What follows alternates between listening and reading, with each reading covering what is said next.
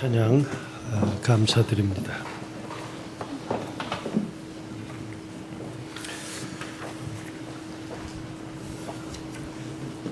오늘 우리의 주현절 첫 번째 주일로 예배를 드리고 있습니다. 교회의 절기는 예수님이 오시마 하신 약속을 기다림에서부터 9월 이후죠. 예수님이 출생하신 성탄절을 기억하고 그 이후에 대림절을 기다립니다. 그리고는 성령의 또 임재를 기억하며 교회가 시작된 것을 얘기하면서 성장, 창조, 성장을 또 기억하며 사는 이 다시금 재림회까지 주기를 기억하며 교회 절기를 정하고 있습니다. 그 가운데 주현절은 바로 빛 대신 주님께서 어두운 세상의 빛으로 나타나셨다는 의미를 가지는 것이고, 이 절기의 색깔, 상징적인 색깔을 앞에 우리 이렇게 후드에다 색깔을 정했습니다만은, 영적인 성장, 희망, 성결, 생명을 상징하는 의미로서 우리가 주현절을 지키고 있습니다. 오늘 우리는 새해 두 번째 주일을 맞이했는데, 영어에서 1월 달을 제뉴얼이라고 하죠. 그런데 그 제뉴얼이라고 하는 영어의 첫 달 명칭은 로마 신화에 나오는 야누스라고 하는 이름에서부터 시작이 됐습니다. 야누스에게는 얼굴 두 개를 가지고 있는데, 하나는 웃는 얼굴이고 하나는 몹시 공포에 질린 두려운 얼굴이라고 합니다. 그래서 이것을 가지고 여러 가지로 해석을 하죠. 그 대표적인 것은 지나간 과거에 대한 억울함 잊어버리고 앞으로 다가오는 새로운 미래를 향해서 웃으며 살자, 이렇게 해석하는 사람들이 있고, 두 번째는 오늘 인간의 마음속 깊이에는 이 둘이 다 있다.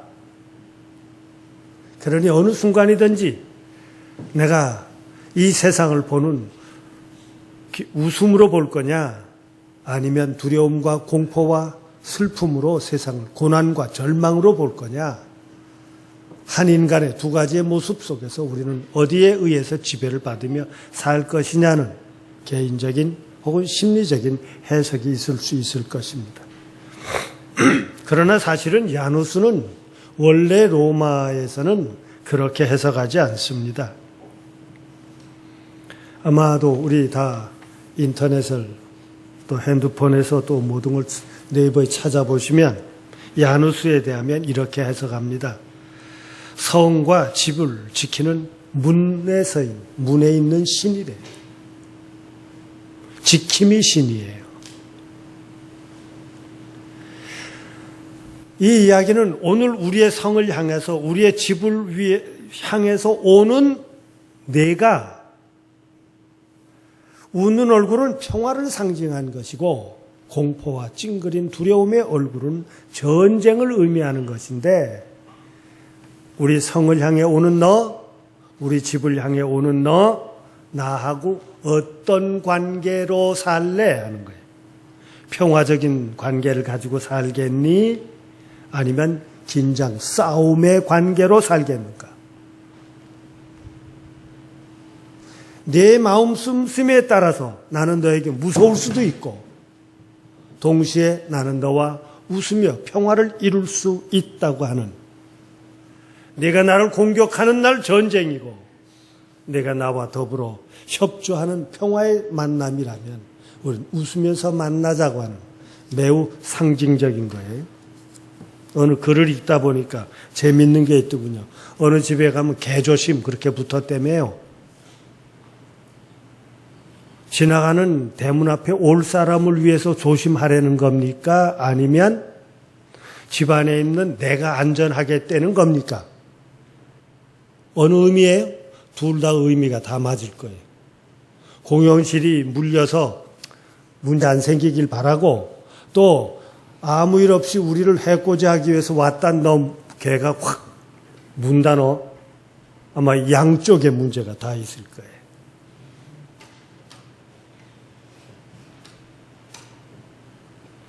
바로 여기서 중요한 하나의 이야기는 관계라고 하는 겁니다. 너와 내가 어떤 관계로 살 거냐 하는 거예요. 1월을 우린 희망의 관계, 희망을 가지고 소망을 가지고 지난 한 해 우리가 어찌 살아왔든지 간에 이제 새로운 삶으로 살아가기를 원하는, 정말 전쟁의 관계가 아닌 평화의 관계를 이루기를 원하는 것입니다.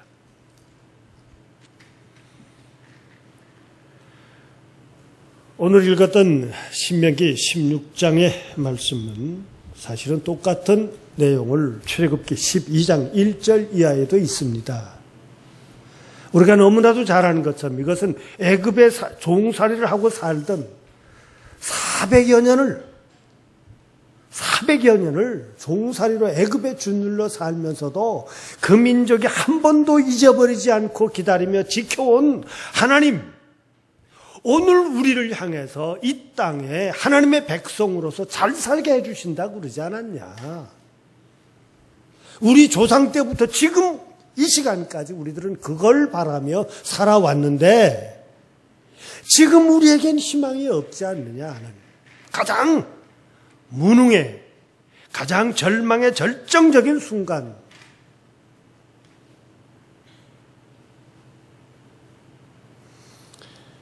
하나님께서 모세를 들어 그 모세를 통해서 애굽과 더불어 싸우게 하지요. 10가지 재앙을 내리시고 마지막 10번째 재앙이었던 모든 애굽의 짐승으로부터 사람에 이르기까지 처음 낳은 숫것은 다 죽인다. 그래서 이스라엘 백성들이 산다고 너희들도 예외일 줄 아느냐? 너희도 아니다. 그러나 그것이 예외될 수 있는 유일한 하나의 상징적인 참여의 행동은 양을 잡아서 그 피를 문설주에다 바르고 너희는 자면 안 돼. 자지 말고 허리를 둥이고 지팡이를 들고 그 모든 것을 나물들을 데펴서 우러내서 먹을 생각하지 말고 또 밀가루에 빵을 만들어 먹는데 그것을 부풀게 해서 부드럽게 몇 겹이 됐느니 거기 얼마나 맛있게 됐느니 무얼 발라서 반짝거리느니 그런 사고는 없다. 아예 거기에 빵으로 하여금 부드럽게 만들 수 있는 소위 베이킹 파우더, 효소, 아마 이 자리에 옛날 계셨던 집에서 찐빵 만들어 보신 분 계시면 아마 막걸리 넣고 그렇게 반죽해 보신 경험이 있을 게 그래서 그냥 아랫목에다 푹 덮어놓으면 푹 부풀러 올리면 또 치대서 한 3번쯤 부푼 다음에 그거 떼내가지고 엉거리 놓고 거기다가 쪄내면 그게 찐빵이었죠. 들어보신 분들은 끄떡끄떡 하시네요. 그러나 출애굽의 당시에는 밀가루 그냥 물에 개인 것 가지고 그대로 구워라. 그건 딱딱한 거예요. 그건 딱딱한 빵. 밀가루 그냥 구운 거에 됩니다. 이런 것을 먹으면 죽음의 사자가 문설주에 피를 바른 그 집은 넘어갈 것이고 그렇지 않은 가정 속에서는 장자와 짐승의 수컷은 죽으리라. 이것이 결정적인 사건이었어요. 이스라엘의 1월 1일 1년 첫날이 바로 이 6월절의 상징이 돼서 오늘 이 본문을 택한 이유는 지금도 이스라엘은 1월 1일이면 이 본문을 읽습니다. 온 가족이 둘러앉아서 6월절 시작에 그 집에 제일 어른이 모든 것을 집리하고 그 중에 주모가 모든 음식을 준비하고 가족들이 다 앉아서 바로 이 본문을 놓고 구약의 이야기를 하는 거예요. 우리 조상은 이렇게 살아왔단다. 그들의 이야기는 뭡니까? 우리가 아무리 노력하고 살아온들 이 세상 가운데선 우리가 원하는 대로 되지 않는 경우들이 있다. 내가 지키기를 원하는 것마저도 내가 지킬 수 없는 때가 있다. 자식을 낳은 부모가 아직도 그 자식의 탯줄을 자르기도 전에 그 자식을 내다 버릴 수밖에 없는 이런 상황에 놓였을 때 이게 출애굽기의 이스라엘 백성의 현장이에요. 부모가 그 낳은 자식을 지킬 수 없는 그런 상황에 놓여 있는 그때 우리 이 세상에서 그렇게도 소중한 생명들을 지킬 수 없는 때가 우리들도 있을 것이다. 그러나 그 가운데 하나님의 역사는 우리가 할 수 없는 그 모든 것을 이루어내시는 하늘의 역사이다. 하나님께서는 그 일을 이루신다고 하는 것을 이스라엘 백성들은 구약의 이야기가 성서에 막연한 내용이 아니라 지금 내가 있기 위한 우리 조상들이 걸어왔던 삶이라고 하는 것을 21세기에 그 자손들이 지금도 읽고 있는 거예요. 예배 드리고 있는 겁니다. 너희는 평생 기억하고 영원한 규례로 지키라. 이 시간 우리 주의 몸된 교회를 찾아나온 교우 여러분, 우리의 예배도 바로 그것입니다.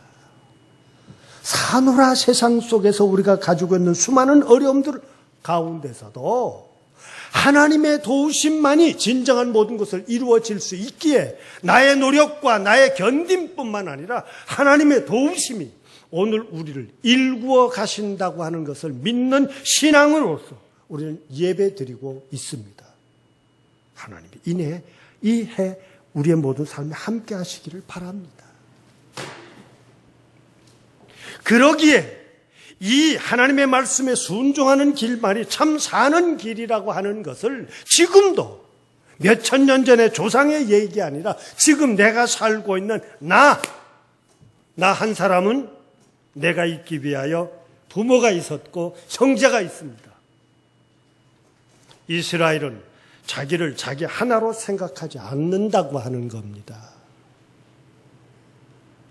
현대교회, 현대인의 인간관계 중 가장 두려운 것은 부모와 자식도, 형제와 형제도, 그리고 오늘 우리 교회 안에마저도 너는 너의 좋아하는 신, 너는 내가 좋아하는 놀이, 너는 내가 하고 싶은 것, 나 하고 싶은 것과 내 놀이와 내 신은 달라. 이게 개인적인 것이 돼버렸어요. 신앙인들은 그렇게 살지 않습니다. 아니, 이스라엘은 그렇게 살지 않습니다. 나는 내 가족의 하나야. 그래서 이미 이스라엘 백성들에게는 세상의 삶의 첫 번째 법이 뭡니까? 하늘을 향한 법은 안식일을 하나님 외에 다른 신을 섬기지 마라 하고 쭉 이야기한 뒤 이 땅의 삶의 제일 첫째를 주 안에서 내 부모를 공경하라 해요. 나 하나로 생각하는 것이 아니라 나는 항상 가족과 내 부모와 내 형제와 연결하는 것이고 또한 동시에 여기서 보다 더 큰 나를 확장한 이 민족 속에서의 나는 뭐냐 하는 겁니다.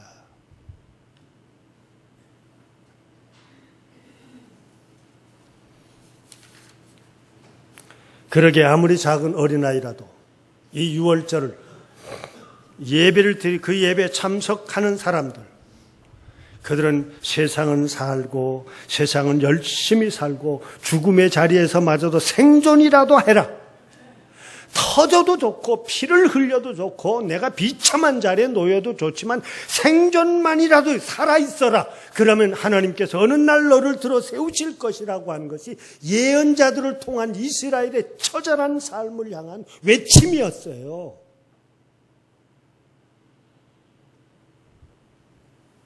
세상은 내가 사는 것이 아니라 하나님께서 나로 하여금 살게 하심인데 이 하나님과 연결될 수 있는 유일한 것이 바로 예배였습니다. 예배 드리는 믿음이에요.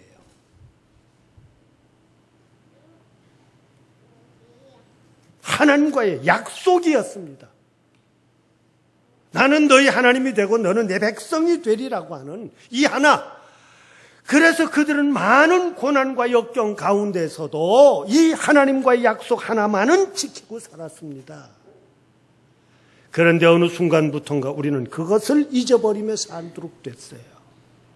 하나님의 도움 없이도 나 살고 하나님의 인도 없이도 내 계획대로 살고 하나님과의 더불어 약속 무시하고도 아니 하늘의 보호 없이도 나 얼마든지 살 수 있을 만큼 사람이 커진 겁니다.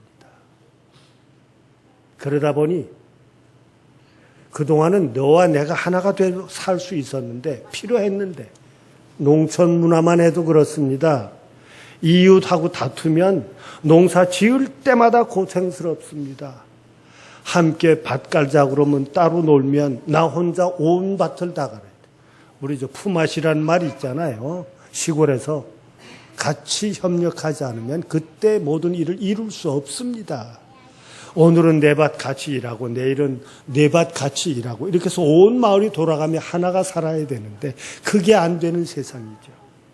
그러게 농경 문화 속에서는 이웃이라고 하는 것이 마을 공동체라는 게 매우 중요했는데 요즘은 어떻습니까? 필요 없어요. 나 즐겁고 나 편하면 되는 세상이 돼버린 겁니다. 이미 잘 아는 말씀 하나 이야기 속에서 보면 마중물이라는 거 아시죠? 마중물 뭔지 아세요? 우리 성가대 제일 앞에 계시니까 마중물 뭔지 알아요? 그냥 살짝 웃는 거 보니까 저 알아서 하세요. 그런 것 같아요.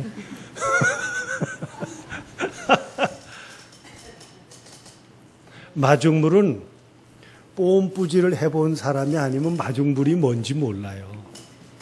시골에서 땅에다 깊이 파이프가 들어가서 밑에 있는 지하수를 꺼내려면 위에서 뽐뿌지를 하죠. 근데 그 뽐뿌지를 하는 것이 위에 보면 바킹이 있어요.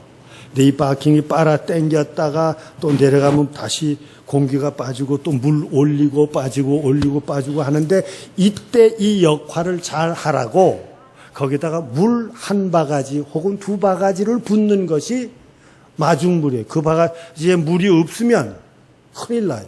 겨울에 대표적인 요즘 겨울에 그 뽐뿌가 물 채워진 채로 그냥 둬두면 얼어붙어 가지고 물을 길어 쓸 수가 없으니까 사실은 그걸 빼버립니다. 그럼 이 바람이 들어가서 물은 저 깊이 밑에 있으니까 물을 길어 오리려면 다시 거기 바킹을 집어넣고 걸고 하려면 물을 부어야 되는 것이 마중물이라는 거예요. 이 마중물에 관한 얘기입니다. 어느 여행자가 먼 길을 나가는데 몹시도 목이 말랐대죠. 그런데 허벌판에 얼마나 헤맸든지 도무지 물을 찾을 수가 없는데 사람들이 산 흔적을 발견하고 그쪽을 찾아갔습니다. 그랬더니 정말 집은 다 비고 다 허물어졌고 어디 물은 없을까 보니까 그 집 뒤에 바로 이 뽐뿌가 있어요. 근데 그 옆에 마치 참 다 찌그러져서 깨지고 엎어지고 말 하나의 바가지에 물이 있었어요. 그러니까 너무 갈증을 느낀 아버지 그걸 먹으려고 그랬더니 그 앞에 편말이 하나 딱 붙었는데 먹지 마시오. 그래서 아니 그 바가지 물을 놓고 그 앞에다 편말을 먹지 말래니 뭐 이런 게 있어? 그리고 그 다음 얘기를 보니까 바로 다음과 같이 기록되어 있더라는 거 아니겠어요? 잡수지 마시고 이것을 뽐뿌에 붓고 뽐뿌질을 하시면 당신은 더 많은 물을 잡수실 수 있을 것입니다. 그리고 다 잡수신 뒤에 또 한 바가지를 떠서 이 자리에 두시면 그 누군가 이 우물을 찾는 것을 당신처럼 또 물을 드실 수 있을 것입니다. 한 바가지를 남겨두시오. 그렇게 했대잖아요. 어디 좀 이런 사람 만날 수 없을까요? 이게 그냥 쉬운 얘기 같지만요. 내 급한 사정 때문에 너를 생각할 할 수 없는 그런 사람과의 사이가 아니라 그래 내 급함이 해결된 그 순간 누군지도 모르는 내 다음에 오는 사람들을 위해서 베풀 수 있는 사람. 이 사람이 지금 오늘 우리들에게 필요할 거예요.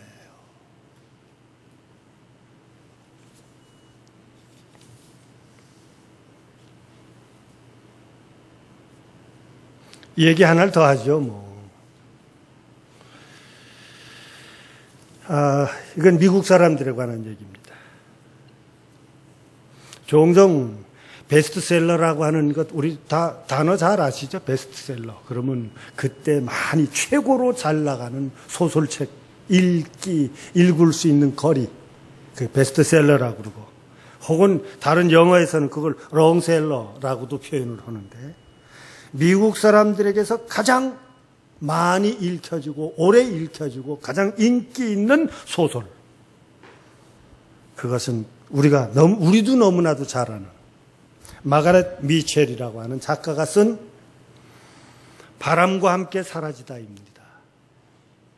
아니, 그 바람과 함께 사라지다래요. 저도 무슨 소개받은 거, 이 글에 읽은 거니까. 그런데 거기에 부제가 붙어 있다는 것은 우리는 몰라요. 그 부제가 뭔 관이 tomorrow is other. tomorrow is other day. 내일은 다른 날이란 뜻이 직역이겠고, 이걸 미국식으로 풀면 내일은 내일의 태양이 뜬다. 그런 뜻이래요. 재밌게 예수님께서도 한날의 괴로움은 그날의 족하고, 그날의 염려는 그날의 족하다. 내일은 내일이다. 하셨던 예수님 말씀과 똑같은 거예요. 내일의 해, 이스라엘 백성들의 바로 이것을 즐겨하는 것과 오늘 우리에게 필요한 것과 사실은 미국 사람들이 이 바람과 함께 사라지다라고 하는 이 작품을 좋아하는 것도 그 역사적인 배경이 있습니다. 남북전쟁. 이 미국에서는 이 남북전쟁이라고 하는 것은 이건 대단한 현실입니다. 미합중국이 생기게 된 마지막 전쟁 아닙니까? 그것을 배경으로 사는데 거기에 스칼렛이라고 하는 여자 주인공이 나오죠. 어떤 때 저는 작품보다는 영화 쪽으로 봤는데 아주 얄미울 정도로 현실주의자예요. 그러면서도 절대 깨지는 않으면서도 자기 것은 그렇게도 악자같이 아주 철저하리만큼 생존해 나가는 한 여인으로 미모이고 마음 씀씀이고 뭘 만들어갈 수 있는 좀 요염하기도 하고 강한 한 여인으로 그려주고 있습니다. 절대로 낙심하지 않는 여인이죠. 아마 미국은 그런 모습을 좋았는지 모르겠어요. 그런데 또 하나 이 작품의 뒷이야기가 있어요. 언젠가 기억하시는 분들이 계실 겁니다. 마가렛 미첼의 이 작품을 가지고 영화를 만들겠다고 후원자들을, 스폰서를 구해가지고 이제 다 찾아놨습니다. 준비는 다 끝냈는데 이제 누가 이 배역을 맡을 거냐 쭉 찾아나가는데 가장 중심 인물인 스칼렛 역을 담당할 사람을 찾고 싶어요. 이 감독하시는 분이 새 얼굴을 찾자. 이 작품에 나오는 것은 새 얼굴을 찾아야 되겠으니까 안 되겠다. 그래서 새 얼굴을 찾는다고 전국에다가 붙였습니다. 저 나름대로 배우가 되겠다고 하는 모든 미모의 젊은 여인들은 다 거기서 오디션에 왔어요. 정말 올만한 사람들만이 왔어. 그러니 이 모든 것을 심사하고선 도저히 누구를 택할런지 모르고 심사를 다 마치고 또 골라내고 또 마치고 골라내고 이제 몇십 명 더 출연 왔는데 아직도 모든 사람들은 누구 하나 모자라지 않는 다 그럴싸한 사람들이었어요. 젊은 처자들이 지나갑니다. 이제 마지막 어느 날도 다 누구다 하고 딱 의견 일치를 볼 수 없었습니다. 그래서 다음에 결정하자. 그리고 다 오디션을 내보냈어요. 그런데 감독자가 가다 저 사람 쟤 불러. 그렇게 됐어요. 쟤 불러. 내가 이 마가렛 역을 담당해라 하고 무언가 그에게 그 역할을 줬어요. 누군 줄 아세요? 사람 이름, 저도 배우 이름은 모르지만 그 고르게 된 결정적인 이야기는 모든 오디션을 마치고 상담을 마치고 나가는데 다 나가는데 그 나가는 길에서 떨어져 있는 쓰레기 하나를 줍는 젊은 그 가운데 그 길에 떨어져 있는 쓰레기 하나 줍는 여자의 뒷모습을 보고 불러. 그래서 그가 마가렛 역을 담당했다잖아요. 대단한 작품을 해서 성공했지요. 정말 큰 성공을 했습니다. 그런데 너무 이 바람과 함께 사라지다의 스칼렛 역을 너무 잘해서 그 배우는 그 이후 그 어떤 작품도 그 모든 작품보다 능한 인기를 얻을 수 없었다고 하는 최고의 작품을 이루어낼 수 있었던 것이 쓰레기 하나를 주운 사람이라니요. 한번 생각해 보십시오. 너무나도 평범한 얘기 아닙니까? 누군가는 오늘 우리의 삶 속에 그 평범한 길에 쓰레기 하나를 지울 수 있는 것, 주워낼 수 있는 심성을 가진 사람이 필요할 거예요. 그까짓 거 해서 뭐합니까? 난 보다 큰 사람이요, 보다 중요한 사람이라고 할런지 몰라요. 내 관심사는 거기다 둘 필요가 없는 사람이에요. 기회가 되면, 분위기가 주어지면 그럴런지 모르지만 아니에요. 이스라엘 백성들에게 했듯이 가장 비참한 그 순간 너희들은 내 말씀대로 해라. 내가 너희들에게 하라는 대로 해라. 이것이 이스라엘의 삶의 시작이에요. 그것이 그 순종이 이루어지 그들의 평안을 이루게 했던 것이죠. 지금은 고전에 대해서 너무 소홀하신데 사실은 책들을 많이 읽어야 됩니다. 그래서 책을 읽는다고 하는 것은 그 작품을 통해서 나를 찾아볼 수 있는 그런 것인데, 단테 신곡 우리가 너무 잘 아시죠? 제목은 들어보셨을 테니까. 거기에 지옥이라고 상정돼 있는 그 편에, 지옥 문에 기록되어 있는, 재미있게도 누구의 그 생각하는 사람. 누구? 로댕의 생각하는 사람의 이제 젊은 남자가 그냥 홀딱 벗고 그냥 무릎팍에다 턱 깨고 앉아서 땅을 아래를 쳐다보고 있는 그 작품이 묘하게도 만들어질 때 한 귀족이 그건 나게 집, 그 위에다 두겠는데 뭘 좀 작품을 만들어 주십시오라고 하니까 그때 사실은 그 작품을 만드는 작가는 이 단테의 지옥문 위에다가 세워놓은 것을 상상하고 지나가는 모든 사람들의 네 모양을 알아라 고민하는 모습으로 생각하고 만들었다는 후문이 있지 않습니까? 바로 그 지옥문의 단테 작품 속의 지옥문 위에는 하나의 글이 써져 있었는데 그 글은 희망이 없는 곳 그랬대요. 희망이 없는 곳이 지옥이다. 어디가 지옥이냐? 이 단테가 말하는 것은 일체의 희망을 버려라 하는 이 단어 속에서 그래 우리가 살아가는 모든 이 세상에서의 지옥은 희망을 가질 수 없거나 희망을 포기해버린 그것이 곧 지옥이라고 하는 것이 그 작품을 통한 단테라고 하는 사람이 우리에게 주는 내 지옥은 어디예요? 그게 지옥이라고 하는 것으로 해석하고 있는 것입니다. 지난 한 주간 우리 모두는 새해를 여는 특별 새벽 기도회 했습니다. 저는 오늘 우리 교우들이 한 분 한 분들이 한 번은 참여하기를 원했고 기다렸습니다.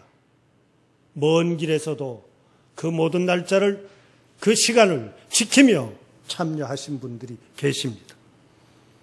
기도할 수 있는 사람은 바로 이 희망을 가진 사람만이 할 수 있습니다. 왜? 나에게 있어야 할 것이 나로서는 어려운 가운데 하나님 이게 필요합니다. 들어주십시오라고 하늘을 향하여 구할 수 있는 사람이기 때문입니다. 저는 또한 저 역시 하나님 이 재단에서 기도하고 있는 교우들 이 한 해가 가기 전에 그 기도가 이루어질 수 있도록 역사해 주십시오라고 함께 후원하며 기도해 왔습니다. 여기서 중요한 것은 신앙과 오늘 우리 인간적인 노력의 삶이 하나가 되지 않으면 이 역사 속에 사건이 이루어질 수 없습니다 하는 거예요. 막연하게 신의 도움만이 필요하고 오늘 나는 해야 할 것이 없다고 생각하는 것, 이것 아닙니다. 이스라엘은 바로 1월 1일이면 그들이 조상들이 걸어왔던 삶을 기억하면 그래, 우리의 민족은 하나님과 더불어 약속한 민족으로서 그 모든 일들을 이루어가는데 하나님께서 우리를 위해 허락하실 약속만 있는 것이 아니라 오늘 우리가 하나님을 향하여 한 약속이 있는데 그것이 바로 십계명이라고 하는 삶의 규칙입니다. 그래서 이스라엘 백성들은 지금도 그 말씀을 어느 하나를 다르게 만들거나 어느 하나를 어기는 것은 용서하지 않습니다. 무섭게 지켜나가는 것이죠.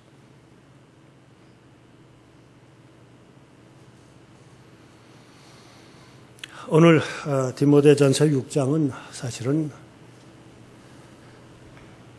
바울이요 로마의 감옥에 갇혀서 세상 이젠 그동안은 펄펄 날며 제 아무리 어렵다 할지라도 주의 복음을 전파할 수만 있다면 그는 피곤하든 배고프든 쥐어 터지든 때로는 가진 것을 송두리째 빼앗기든 바다를 건너다가 풍랑을 만나서 거기에 빠져서 죽을 뻔하든 그는 모든 악조건에도 멈추지 않고 살아왔는데 더 이상 할 수가 없잖아요. 로마 감옥에서 이제는 죽음 하나밖에 기다릴 수가 없는데 그 죽음을 앞둔 바울이 제자였던 디모데에게 편지를 쓴 내용 가운데 너는 목회자로서 성직을 수행하는 가운데 이렇게 살아라. 그래서 오늘 디모데 전후서를 읽어보면 아주 재밌는 얘기들이 많습니다. 오늘 디모데 전서 6장 9절 이하에서 보면 내가 이렇게 감옥에 들어있다 보니까 나와 함께 그동안 사노라고 했던 주변의 사람들, 세상을 사랑해서 날 버리고 간 사람들도 있다. 그런가 하면 지금도 그런 상황 속에서 나와 함께 있는 사람도 있다. 혹은 과거에 나를 가까이 했거나 멀리 했거나 그들 때문에 다투기도 하고 모든 싸움도 했지만 지금 그 모든 관계를 회복하여 유익한 사람도 있다. 그러나 끝내 아무리 화해를 하고 아무리 돌이켜 하려 해도 정말 그렇게도 철저하게 해를 많이 입힌 사람도 있다. 너도 그 사람은 조심해라. 동시에 너는 내가 너를 빨리 보고 싶다. 만나고 싶은 사람으로부터 더 이상 붙들 수 없는 수많은 사람들의 이 관계를 이야기하면 가운데에서 부한 자들에게 그래도 자기 삶을 살아갈 만한 부한 자들에게 이야기해라. 재물에 소망을 두지 말고 마음을 높이지 말고 그 마음과 그 소망을 하나님께 두라 하는 말씀을 하고 있는 것이 오늘 디모데전서 6장 17절 이하의 이야기예요. 소유에다 두지 마십시오. 사람 됐느냐는 너의 스스로를 쳐다보라는 겁니다. 이게 신앙의 길입니다. 이 신앙인이 되기 위해서 물질도, 이 신앙인이 바로 되기 위해서 명예도, 지식도, 우리의 모든 삶을 위해서 지금까지 노력하셨기에 그 모든 것을 늘 저는 담백하게 표현합니다. 다 가지시기를 원합니다. 그러나 그 중에 중요한 것은 하나님의 말씀에 순종하는 바로 그 사람이 되시기를 바랍니다. 이 본문 가지고 감리교회 창시자인 요한 웨슬레가 사실은 요한 웨슬레가 하도 독특해서 그랬는지 교단으로부터 요한 웨슬레는 당신은 강단에서 설교하지 마십시오. 교회에서 교단에서 쫓겨났어요. 더 이상 교회에서 설교할 수 있는 기회가 없도록 박탈되니까 요한 웨슬레는, 목사님은, 그래? 그렇다면 내가 다른 데 가서 찾아야지. 그래서 모든 사람들이 다 가지 않았던, 어쩌면 갈 수 없다고 포기했던, 아예 탄광촌을 가서 깊고 깊은 계곡 속에 있는 탄광촌에 가다 보니까 무식하게 이를 데 없는 거예요. 이게 글을 읽을 줄을 알아야지. 네? 말을 제대로 한들 그들이 알아들을 줄 알아야지.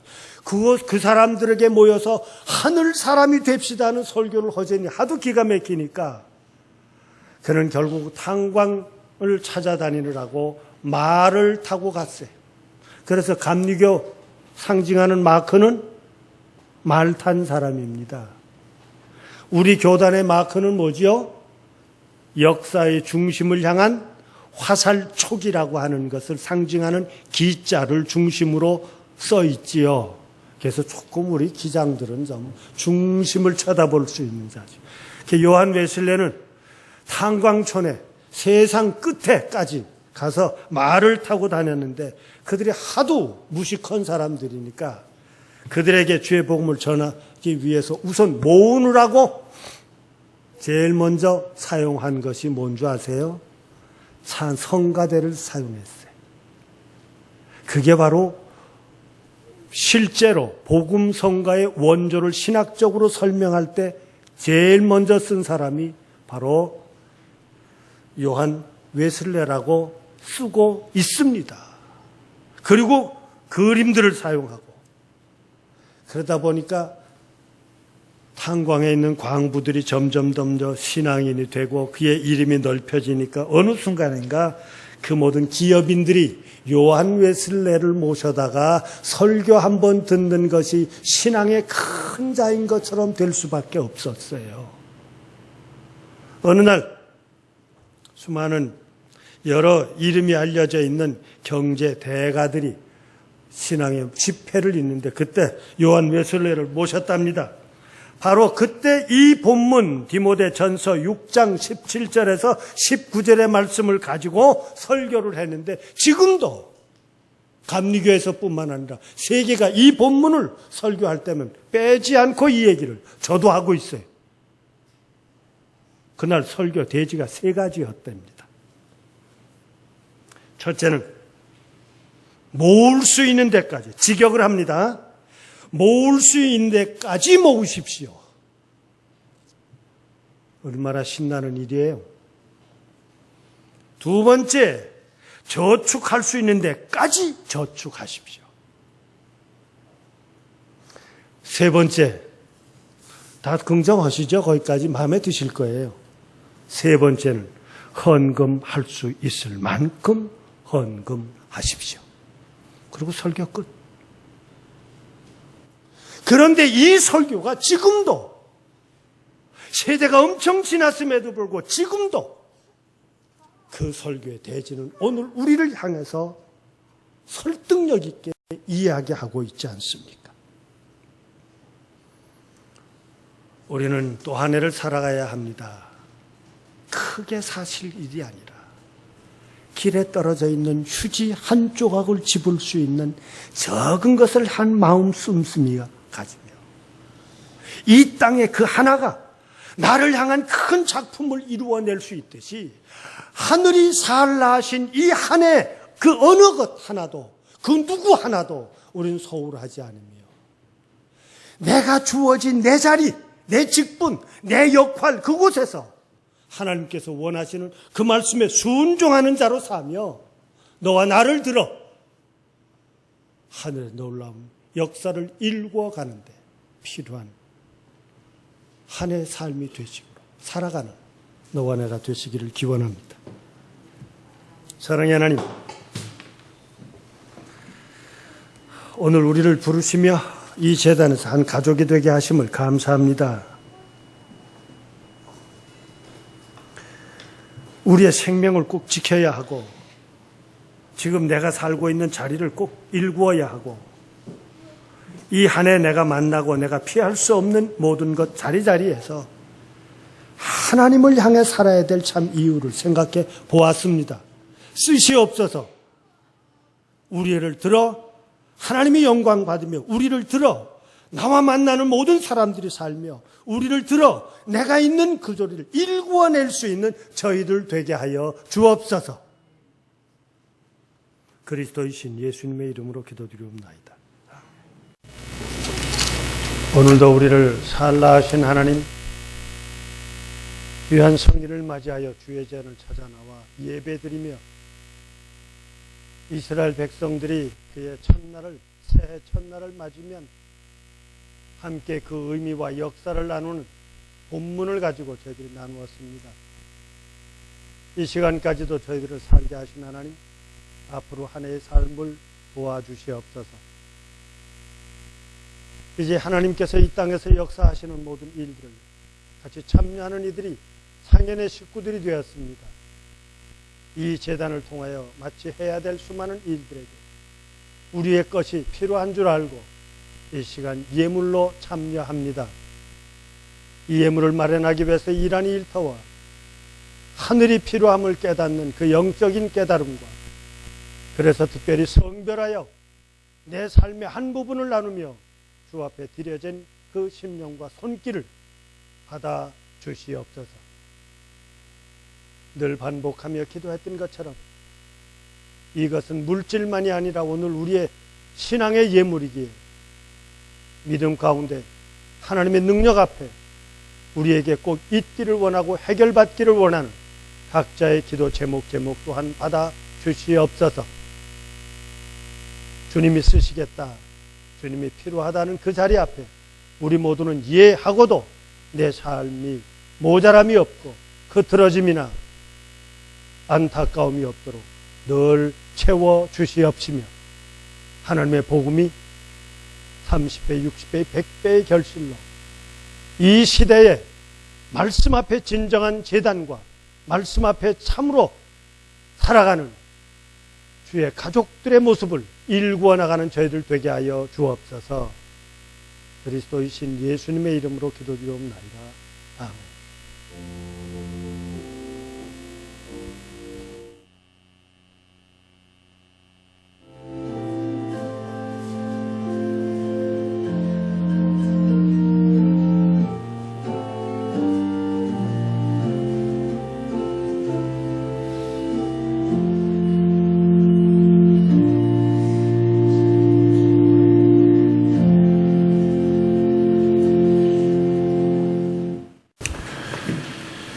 이 예배를 드리고 가정과 일터와 세상을 향해 가기 위해 머리 숙인 교우들에게 사도 바울의 말씀으로 권면드립니다. 형제자매 여러분, 기뻐하십시오.